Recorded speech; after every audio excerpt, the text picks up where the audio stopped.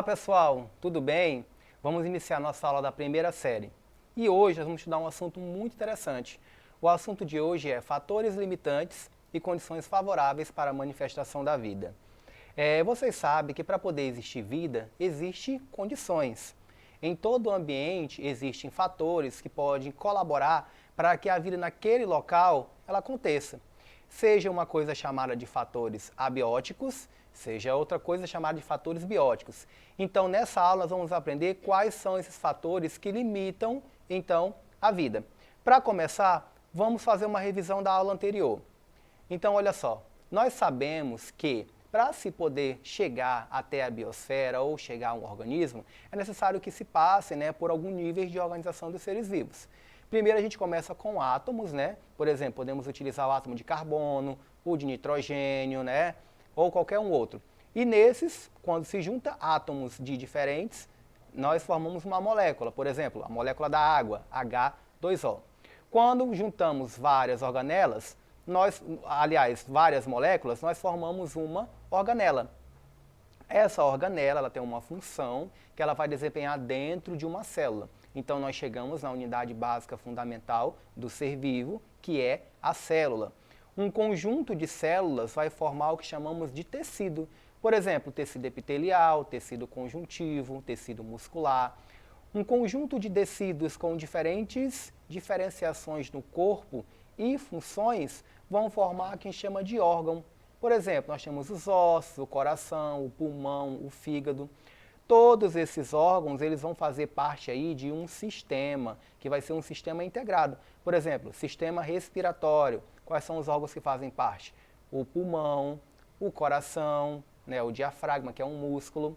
Quando eu tenho vários sistemas juntos, eu vou formar o que chamamos de organismo. Então esse organismo ele vai ser dotado de sistemas, que aí nesse caso ele vai ter a vida. Quando eu tenho organismos de uma mesma espécie, eu formo uma chamada população, que são indivíduos que podem se intercruzar entre si, gerando descendentes férteis. Quando eu tenho aí várias populações juntas de diferentes espécies, eu tenho uma comunidade. Quando essa comunidade ela interage com fatores externos, que é o objetivo da nossa aula de hoje, nós temos o que chamamos de ecossistema. E aí, um conjunto de vários ecossistemas, formamos o que chamamos de biosfera. Então, o principal fator da aula de hoje é falar quais são esses fatores abióticos, ou seja, fatores que não têm vida, e os fatores bióticos, que são fatores que contêm vida, para poder se analisar como é que se manifesta a vida através desses fatores limitantes. Bom, então a biodiversidade é a variedade de formas de vida existente em uma região em determinado tempo. Então, nós temos aí o exemplo dessa figura, Nós temos um sapo. Para o sapo poder sobreviver no ambiente, o que ele necessita? Ele precisa de outros sapos, Porque ele tem que viver em uma população. Ele precisa se alimentar, ele pode se alimentar de formigas, pode se alimentar de algas, pode se alimentar de fungos. Ele precisa também de luz. A luz, apesar de não ser uma matéria não viva, e a água também, mas ele necessita, principalmente quando se fala de alguns anfíbios, eles precisam de água para poder fazer a fecundação. Tem também a temperatura. O sapo precisa de uma temperatura ideal para ele poder sobreviver. Não pode ser muito quente, não pode ser muito frio. Tem também as aves que fazem parte do seu nicho ecológico, porque sabemos que as aves se alimentam dos sapos. O solo tem que estar no pH correto. Então isso nós chamamos de fatores bióticos e abióticos. O que são fatores bióticos? São chamados seres produtores, plantas e algas, seres consumidores, herbívoros e carnívoros, e seres decompositores, fungos e bactérias. Então, quando falamos de fatores bióticos, estamos falando de fatores que contêm vida. Quais são os fatores abióticos? A água, a luz, através da energia luminosa, o calor, que é a energia térmica, e os nutrientes, que são substâncias químicas. Então, para ficar bem claro, um fator biótico é aquele fator que contém vida. Por exemplo, nós seres humanos somos componentes dos fatores bióticos, porque nós temos vida, Nós fazemos diversos processos vitais, que nesse caso vai proporcionar aí o funcionamento da vida. Os herbívoros, carnívoros, consumidores, os produtores, que são as plantas, todos esses que contêm vida fazem parte dos fatores bióticos. E o fator abiótico? O fator abiótico é aquilo que não contém vida. Por exemplo, a água. Nós precisamos da água, né? Sem ela não conseguimos sobreviver, mas ela é um fator abiótico, ou seja, não tem vida. Precisamos de luz, né? Ninguém vive na escuridão. A luz também é um fator abiótico, né? E também outros fatores, o pH do solo, né? A energia térmica, então tem tudo isso tem a ver com fatores abióticos. E aí, entenderam até aí? Agora vamos ver o conceito de fator limitante. O que é um fator limitante? É qualquer fator, recurso ou condição, biótico ou abiótico, que se comprometa o desempenho biológico de um organismo. Vamos observar esse exemplo aí desse barril. Observem, ele está cheio d'água, né? Mas tem algo que impede ele encher até a tampa. Observe a figura. Nós observamos que esse barril está quebrado, né? Mesmo na parte de cima, ele não tem como encher, porque se ele encher, ele vai extravasar água. Então, isso aí, nesse exemplo, é um fator limitante. Não conseguimos encher até a tampa, em vista que o barril está quebrado, porque aí ele vai derramar. E agora, aplicando para nosso cotidiano, o que é um fator limitante? Por exemplo, a poluição. Vimos hoje que vários rios, né, são poluídos, ambientes são poluídos. É um fator limitante para que os outros fatores possam surgir. O desmatamento, né, igual nós observamos aí na figura, né, isso faz com que vidas, né, a biodiversidade, ela pare de crescer. Né, esse material, tanto o material biótico como abiótico, ele acaba sendo destruído. A chuva também pode ser um fator limitante, porque a chuva ela pode ter seu ponto positivo ou ponto negativo, e também a temperatura, né? Por exemplo, quando a temperatura ela é muito alta em diversos locais do planeta, pode influenciar o aparecimento de queimadas, não só pela ação do homem, ou seja, uma ação antrópica, mas também pode ser que o próprio calor, a radiação excessiva, pode fazer com que, por exemplo, a mata automaticamente ela pegue fogo. Bom, os fatores limitantes, seres vivos apresentam faixas de tolerância para cada um dos fatores ecológicos. Quando qualquer fator fica de fora dessa faixa limite, tende a limitar a oportunidade de sobrevivência dos organismos.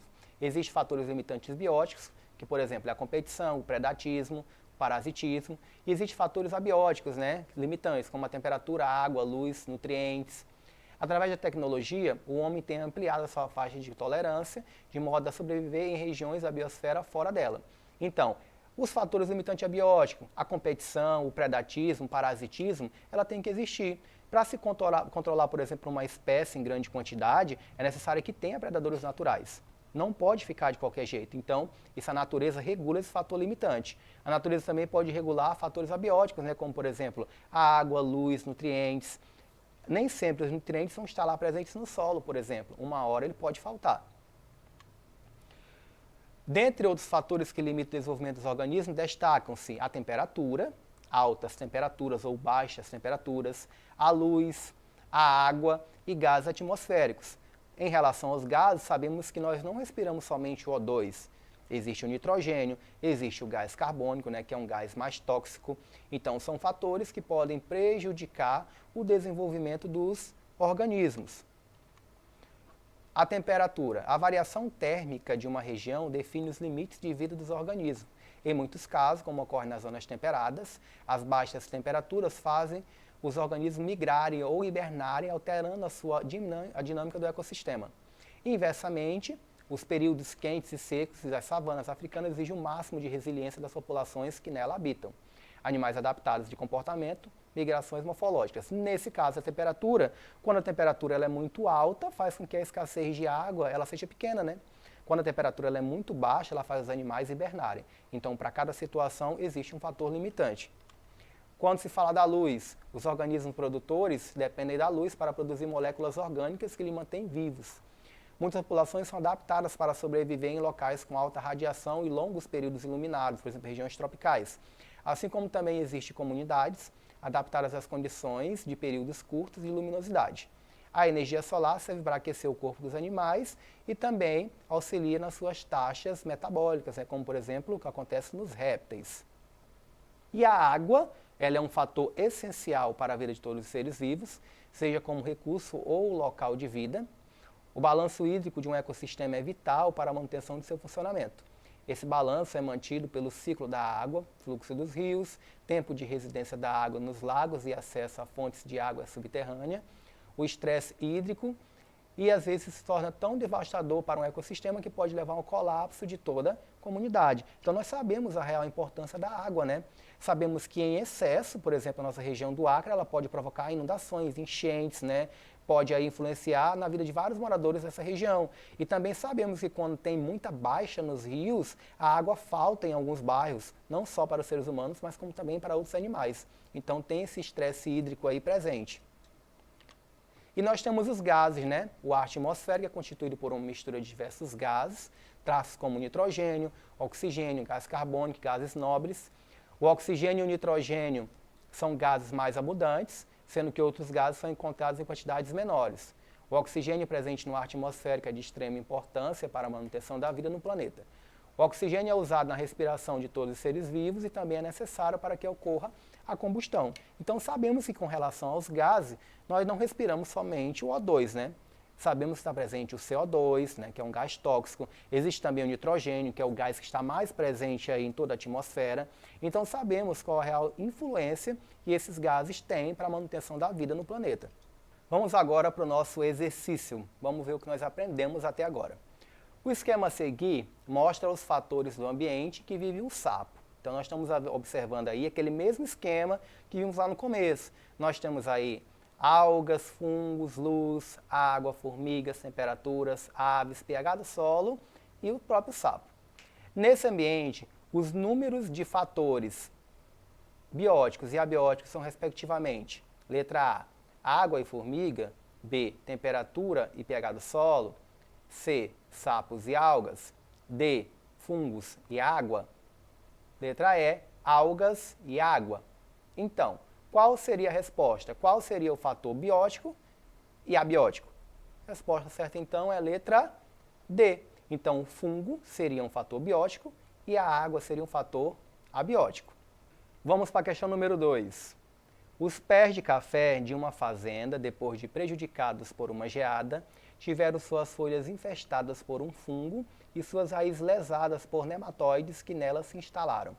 Esses cafezais sofreu efeitos de, letra A, um fator biótico e 2 fatores abióticos; letra B, um fator abiótico e 2 fatores bióticos; letra C, 2 fatores abióticos e 1 fator biótico; letra D, 3 fatores abióticos; letra E, 3 fatores bióticos.